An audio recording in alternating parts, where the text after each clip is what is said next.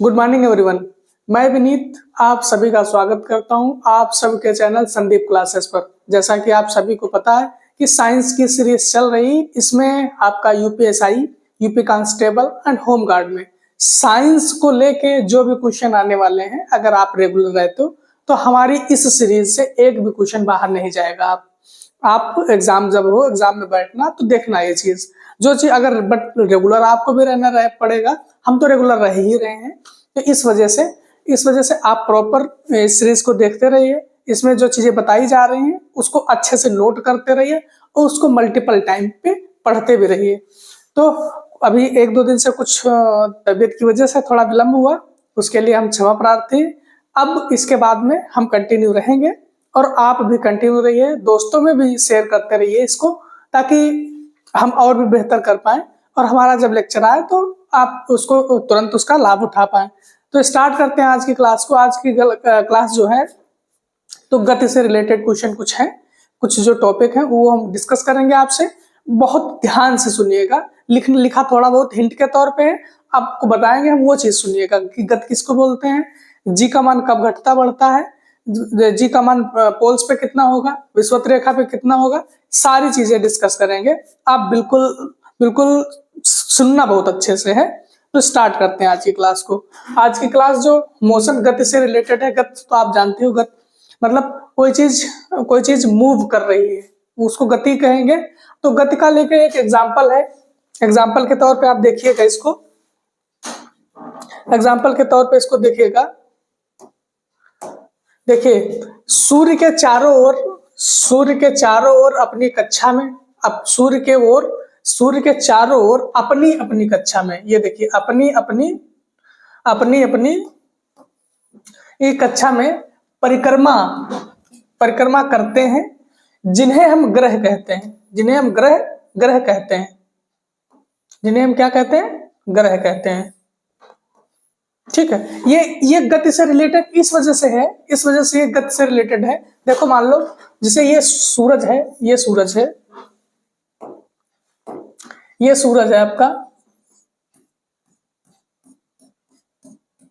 But ये ऐसे गति करते हैं सारे ग्रह, ये इसी कक्षा में नहीं है, अपनी अपनी कक्षा में गति करते हैं।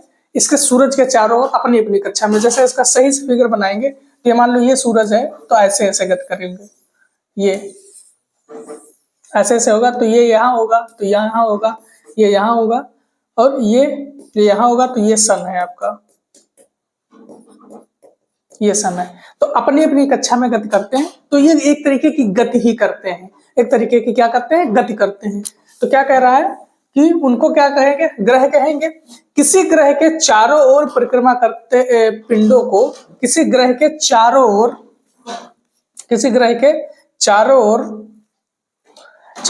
परिक्रमा करते पिंडों को उस ग्रह का उपग्रह कहते हैं। मान लो ये हमारा कोई ग्रह है, अगर ये ग्रह के कोई चारों ओर कोई ग्रह कह रहा है ना, ग्रह गति कर रहा है, तो इसको क्या बोलेंगे, इसको ग्रह नहीं बोलेंगे, इसको फिर उपग्रह बोलेंगे। अगर किसी ग्रह के चारों ओर कोई ग्रह गति कर रहा है तो उसका उपग्रह बोलेंगे। ठीक है, उसको क्या बोलेंगे, उसका उपग्रह बोलेंगे। जैसे पृथ्वी का एक उपग्रह है, कौन सा, चंद्रमा। पृथ्वी का एक उपग्रह है जिसको क्या बोलेंगे, चंद्रमा बोलेंगे, जिसको हम चंद्रमा बोलेंगे। नेक्स्ट देखेंगे, अगर बात करेंगे मंगल के 2 ग्रह हैं, मंगल के कितने ग्रह हैं, मंगल के 2 ग्रह हैं। शनि के हमारे जो सर्वाधिक हैं, इसको भी याद रखना, शनि के जो सर्वाधिक हैं तो कितने हैं, 82 उपग्रह हैं, 82 उपग्रह हैं। पहले बृहस्पति के साथ ज्यादा थे, अब शनि के ज्यादा है, कितने, 82 हैं। बृहस्पति के कितने हैं, बृहस्पति के 79 उपग्रह हैं, बृहस्पति के कितने हैं, बृहस्पति के 79 उपग्रह हैं। अगर बात करेंगे ग्रहों की गति का नियम दिया किसने था, तो ग्रहों की गति का नियम कैपिलर साहब ने दिया था। ग्रहों की गति का नियम किसने दिया था, कैपिलर ने दिया था। इसको भी आप याद रखिए कि ग्रहों की गति के नियम के लिए कौन से साइंटिस्ट फेमस हैं, तो हमारे कैपिलर जी हैं। कैपिलर ने 3 नियम दिए थे, कितने, 3 नियम दिए थे कैपलर ने, 3 नियम दिए थे, ये भी चीज आपको याद रखनी होगी। वो 3 नियम है क्या क्या, आगे डिस्कस करेंगे इसमें। वो 3 नियम है क्या? नंबर 1 नियम क्या है? सभी ग्रह सूर्य के चारों ओर दीर्घवृत्ताकार में परिक्रमा करते हैं, ये चीज याद रखिएगा। सभी ग्रह सूर्य के चारों ओर दीर्घवृत्ताकार में परिक्रमा करते हैं तथा सूर्य कक्षाओं के एक फोकस पर होता है। इसका मतलब यह है कि जितने भी ग्रह हैं सूर्य के चारों ओर गति करते हैं और सूर्य उसके फोकस पर है। ठीक है। नंबर दूसरा जो नियम है कैप्टन साहब ने दिया वो है सूर्य से किसी ग्रह को मिलाने वाली रेखा समान समयांतरालों में समान क्षेत्र पार करती है। इसका मतलब यह है जो उनका रोटेट करने का जो समय है, समान समय में समान गति तय करना, समान समय में समान क्षेत्रफल या फिर समान दूरी तय करना। सूर्य से किसी ग्रह को मिलाने वाली रेखा समान समयांतरालों में समान क्षेत्रफल पार करती है। ठीक है। तीसरा नियम क्या था? तीसरा था किसी ग्रह के परिक्रमण काल का वर्ग उसकी दीर्घवृत्ताकार कक्षा के अर्धदीर्घ अक्ष की तृतीय घात। इसको याद रखना है कि कक्षा के अर्ध दीर्घ अक्ष की तृतीय घात के अनुक्रमानुपाती होता है। ठीक है। देखते हैं नेक्स्ट है न्यूटन का जो गुरुत्वाकर्षण नियम था वो क्या था? न्यूटन का जो गुरुत्वाकर्षण नियम था वो था F बराबर G m1 m2 अपान r स्क्वायर। देखो अगर G की बात करें तो G क्या है? G है सार्वत्रिक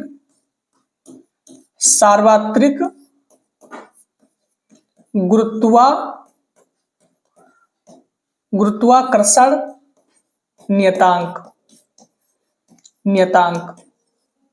अगर इसकी खोज की बात करें तो खोज किसने की थी? तो हेनरी कैवेंडिश। अगर इसकी वैल्यू की बात करेंगे तो 6.67 इंटू 10 की पावर 11। अब देखो क्या आएगा? Newton metre square upon KG square. ठीक। ये इसका क्या है? ये जी की बात है। अगर एम की बात करें तो m1 और m2 ये क्या है? m1 m2 ये द्रव्यमान है, ये मास है, द्रव्यमान है। ठीक है। अगर बात करेंगे हम r की तो r क्या है? ये दोनों द्रव्यमानों के बीच की दूरी है, दोनों पिंडों के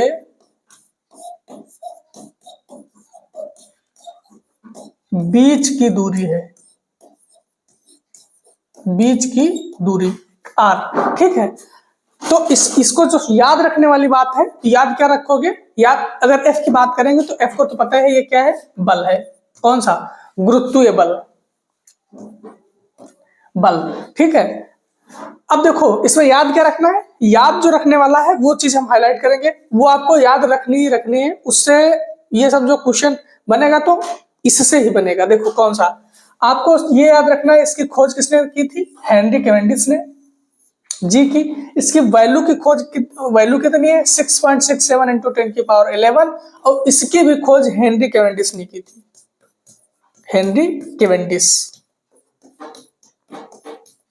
इसकी भी खोज हेनरी कैवेंडिश ने ही की थी। 6.67 इंटू 10 की पावर इसके मान की खोज भी हेनरी कैवेंडिश ने ही की थी। अब इसका m1 m2 कभी कभी इस पर न्यूमेरिकल भी पूछता है। m1 m2 देगा, r दे देगा, वो पूछ देगा। जी की वैल्यू आपको अपनी तरफ से याद होगा तभी कर पाओगे। जी की वैल्यू लिख के नहीं देगा, कहो जी की वैल्यू आपको याद रखनी पड़ेगी।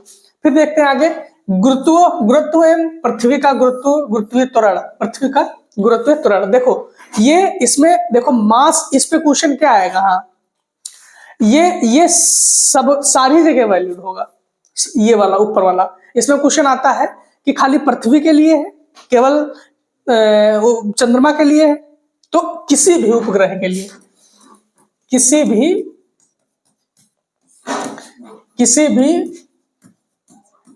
उपग्रह के लिए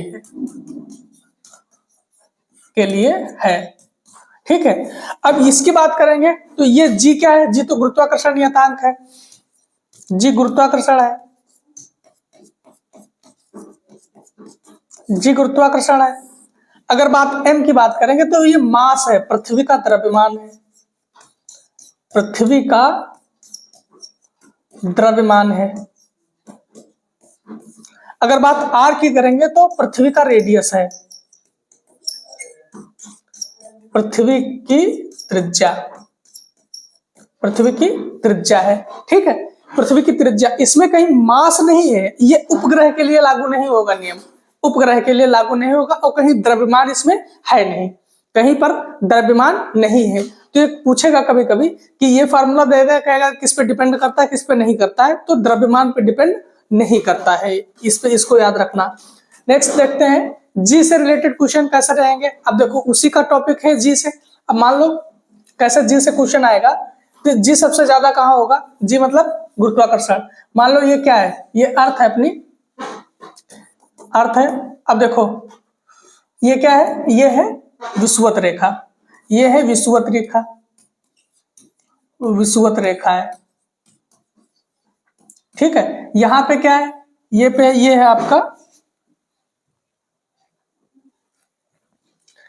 ये नॉर्थ पोल मतलब उत्तरी ध्रुव, ये है दक्षिणी ध्रुव, ये है दक्षिणी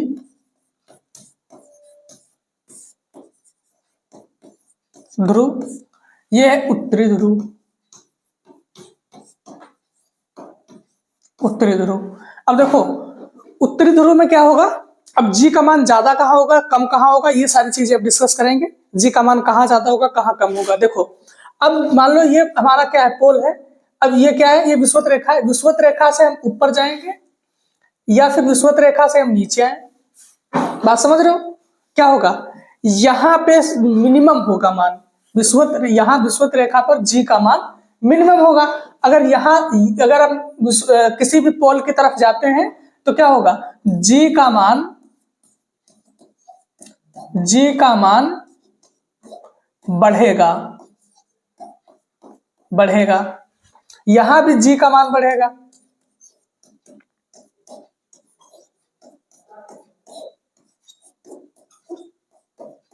यहां भी जी का मान बढ़ेगा। अब देखो आप किस नतीजे पे पहुंचे हो? अगर मान लो विषुवत रेखा से हम पोल की तरफ आ रहे हैं तो इसका डायरेक्ट मतलब ये है, अगर जी का मान बढ़ रहा है तो इसका मतलब ये है कि हमारा जो विषुवत रेखा पे होगा जी का मान मिनिमम होगा, मतलब कम होगा। और बढ़ रहा है तो पोल तक आते आते तो बहुत बढ़ जाएगा। तो इसका मतलब ये है कि जी का मान पोल्स पे मैक्सिमम होगा। कहां पर? यहां पे, ये पोल। तो लिख लो यहां पे जी का मान ध्रुव पर मैक्सिमम मतलब अधिक। यहां पे भी लिख लो जी का मान ध्रुव पर अधिक।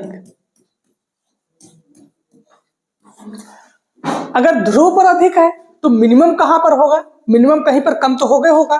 तो देखो मिनिमम कहां पर होगा? विषुवत रेखा पर। यहां पर लिख लो जी का मान विषुवत रेखा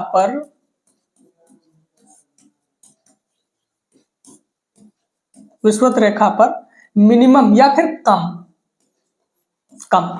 ये विषुवत रेखा की चीज लिखी है। विषुवत रेखा पर जी का मान कम, पोल्स पे दोनों अधिक। और जीरो कहां पे होगी? इसके नीचे लिख लीजिए ना, जी का मान जीरो कहां होगा? जी का मान शून्य कहां होगा? शून्य कहां होगा? तो कहां होगा? पृथ्वी के केंद्र पर। कहां? पृथ्वी के केंद्र पर, पृथ्वी के केंद्र पर जी का मान 0 होगा। ठीक है, अब देखो हम ऊपर जाएं, पृथ्वी के ऊपर खड़े हैं, पृथ्वी के ऊपर खड़े हैं, अब पृथ्वी के ऊपर जाएं या नीचे जाएं, जी का मान घटेगा। समझ रहे हो बात? पृथ्वी के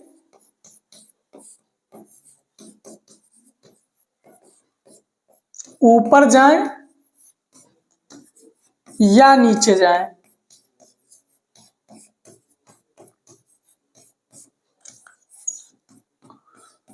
जी का मान घटेगा। जी का मान क्या होगा? घटेगा ही घटेगा। ये आपको इतनी ही चीजें याद रखनी है। अगर जी से रिलेटेड क्वेश्चन, जी से रिलेटेड क्वेश्चन इससे बाहर नहीं आएगा, इसकी गारंटी हम लेते हैं कि जी का मान कहाँ मैक्सिमम होगा, कहाँ मिनिमम होगा, वो कहाँ 0 होगा, कब घटेगा, कब बढ़ेगा। अब देखो एक बार इसको जल्दी जल्दी रिवाइज करो। देखो जी का मान मिनिमम कहाँ होगा, मतलब कम कहाँ होगा, तो विषुवत रेखा पर। मैक्सिमम कहाँ होगा, अधिक कहाँ होगा, तो दोनों पोल्स पर। ठीक है, 0 कहाँ होगा, तो पृथ्वी के केंद्र पर। घटेगा कब? अगर पृथ्वी के हम ऊपर जा रहे हैं या पृथ्वी के नीचे जा रहे हैं तो जी का मान घटेगा। ठीक है, अब इसको रिवर्स भी पूछेगा। रिवर्स पूछेगा कि हम ध्रुव से विषुवत रेखा की ओर आ रहे हैं तो जी के मान पर क्या इफेक्ट पड़ेगा। तो ध्रुव से हम अगर विषुवत रेखा की ओर आ रहे हैं तो जी का मान घटेगा ना। पूछेगा कि हम दक्षिणी पोल पर हैं और विषुवत रेखा की ओर जा रहे हैं तो वो जी का मान पर क्या इफेक्ट पड़ेगा, तो जी का मान घटेगा। पूछेगा हम दक्षिणी ध्रुव पे हैं, उत्तरी ध्रुव पे जा रहे हैं, तो कंडीशन बनाएगा कि विषुवत रेखा का मान पहले घटेगा फिर बढ़ेगा, पहले बढ़ेगा फिर घटेगा, कोई इफेक्ट नहीं पड़ेगा। तो उसमें क्या होगा, अगर हम दक्षिणी ध्रुव पर हैं, उत्तरी ध्रुव पर जा रहे हैं तो पहले घटेगा फिर बढ़ेगा। बिल्कुल कंडीशन बना के देगा। आजकल एग्जामों में ऑप्शन आप पढ़ते होंगे ना, तो ऐसे बना के देता है ऑप्शन। आपको बिल्कुल डीप तरीके से उसके बारे में पता करना होगा, सारी चीजें बिल्कुल एक एक चीज आपको पता होनी चाहिए, तभी क्वेश्चन कर पाओगे। फिर नेक्स्ट देखें, अगर उपग्रह का कक्षीय चाल पूछेगा, उपग्रह का कक्षीय चाल, तो V0 बराबर R रेडियस और G/r होगा। अगर पलायन वेग पूछेगा तो पलायन वेग कितना होगा, 2GRE। 2GRE ये फार्मूला आपको याद रखना है दोनों। अब देखो पलायन वेग के बारे में अगर पूछेगा तो पलायन वेग है क्या, पहले ये बात समझ लो। पलायन वेग ये वह वेग है, एस्केप वेलोसिटी इसको बोलते हैं, एस्केप वेलोसिटी। ये वो वेलोसिटी है, ये अगर इस स्पीड से हम कोई वस्तु फेंकते हैं तो वो स्पेस से बाहर चली जाएगी, स्पेस से बाहर चली जाएगी। अगर इससे जैसे मान लो हम कोई चीज, कोई पत्थर ऊपर की ओर फेंकते हैं तो नीचे काहे आ जाता है, गुरुत्वाकर्षण के कारण। अगर हम इस वेग से इस फार्मूले से निकालेंगे तो ये क्या करेगा, अगर ये क्या करेगा, हमको ऐसी वेलोसिटी ला के देगा कि हम स्पेस से बाहर निकल जाएगा वो। जैसे मान लो अगर पृथ्वी के बाहर अगर फेंकनी हो, तो पृथ्वी के बाहर फेंकनी है तो कितना हमको चाहिए होगा एस्केप वेलोसिटी। तो एक चीज ये देख लीजिए, अगर पृथ्वी से अगर बाहर कोई चीज फेंकनी है, बाहर फेंकना है, तो पलायन वेग कितना होगा, पलायन वेग कितना होगा, 11.2 किलोमीटर पर सेकेंड।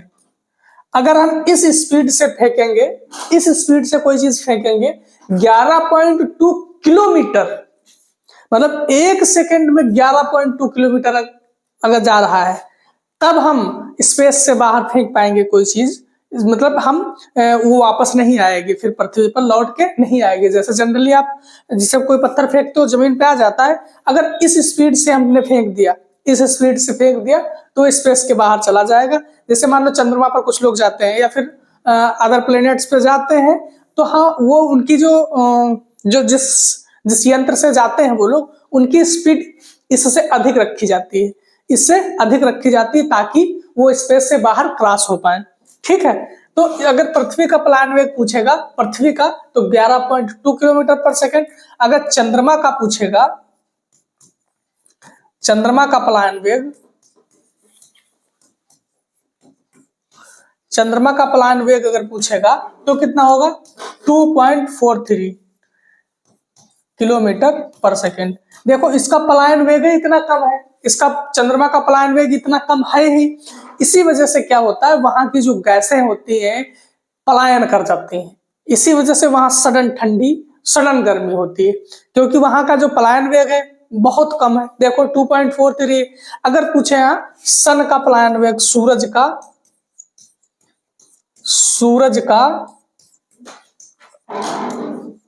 पलायन वेग, तो सूरज का पलायन वेग कितना होगा, तो ये 42.42 किलोमीटर पर सेकेंड। अब देखो सूरज का पलायन वेग इतना अधिक होता ही होता है, इस वजह से वहां जो गैसें पहुंच जाती हैं तो वो बाहर निकल ही नहीं पाती है, वो रुक जाती है वहीं पे, इस वजह से सूरज का पलायन वेग कितना है, बहुत अधिक है। पृथ्वी का कितना है, 11.2 किलोमीटर पर सेकेंड। अब देखो आपको याद कौन सा करने, ये दोनों याद रखने हैं, ये दोनों याद रखने हैं। पृथ्वी का और चंद्रमा का पलायन वेग कितना है, पृथ्वी और चंद्रमा का स्केप वेलोसिटी कितनी आपको याद रखनी है। देखते हैं नेक्स्ट। आपने इतना देखा है, ये स्केप वेलोसिटी कितनी होनी चाहिए, चंद्रमा के 11.2 किलोमीटर पर सेकेंड और सूरज की 2.43 किलोमीटर पर सेकेंड। अब नेक्स्ट देखिएगा नेक्स्ट है सरल लोलक। सरल लोलक, इस पे क्वेश्चन बहुत अच्छा बनेगा, सरल लोलक पे बहुत अच्छा बनाएगा। पूछेगा सरल लोलक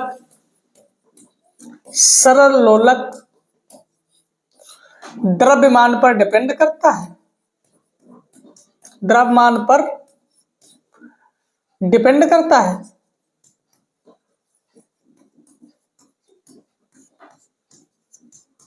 तो क्या बताओगे, द्रव्यमान पर डिपेंड करता है, नहीं करता है, क्या लिखोगे, नहीं, नो।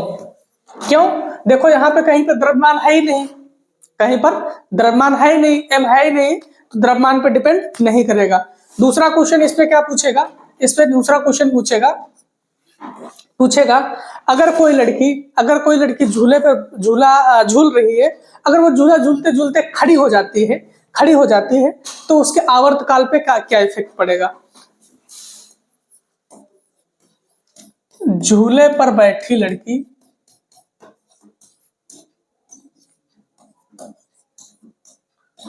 एकाएक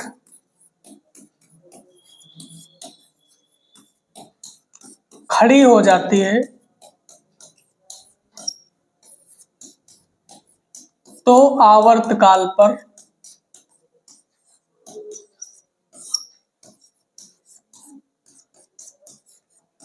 क्या इफेक्ट पड़ेगा।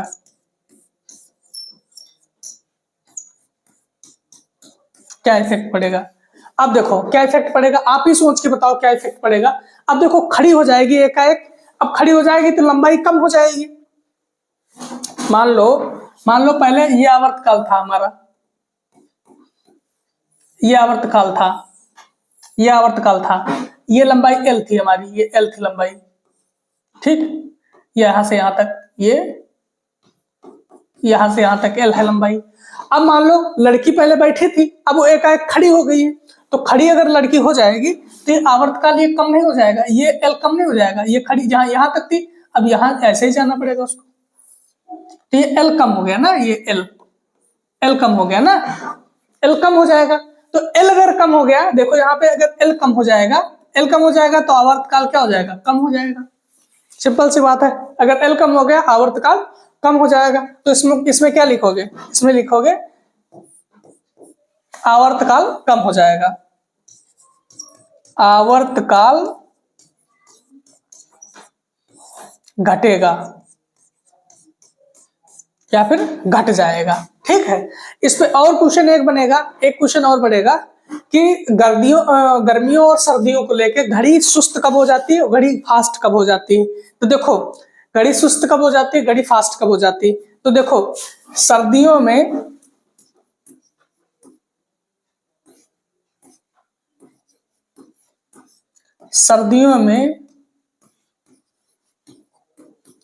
घड़ी फास्ट और गर्मियों में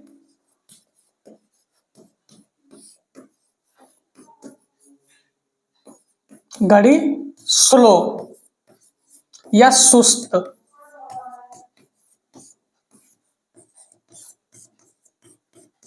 हो जाती है। अब देखो ठंडियों में क्या होता है, ठंडियों में जैसे मान लो ये घड़ी है आपकी, ये मान लो घड़ी है, ये घड़ी है, ये घड़ी है, ये 12 है, 9, 6 और 3, ये मान लो घंटे की सुई है, ये है मिनट की, और ये है आपके टिक टिक करने वाली सबसे ज्यादा दौड़ने वाली सुई। ठीक है, अब देखो होता क्या है, ठंडियों में क्या होता है, ठंडियों में चीजें सिकुड़ती हैं, ठंडियों में चीजें सिकुड़ेंगी, सिकुड़ेंगी ना, तो क्या होगा, एल कम हो जाएगा, एल कम हो जाएगा तो आवर्तकाल कम हो जाएगा। ठीक है, आवर्तकाल कम हो जाएगा तो क्या होगा, ठंडियों में क्या हो जाएगा, घड़ी तेज दौड़ेगी। अब ठंडियों में क्या, गर्मियों में क्या होगा, घड़ी तेज दौड़ेगी, गर्मियों में क्या होगा, गर्मियों में घड़ी स्लो हो जाएगी, धीरे धीरे दौड़ेगी।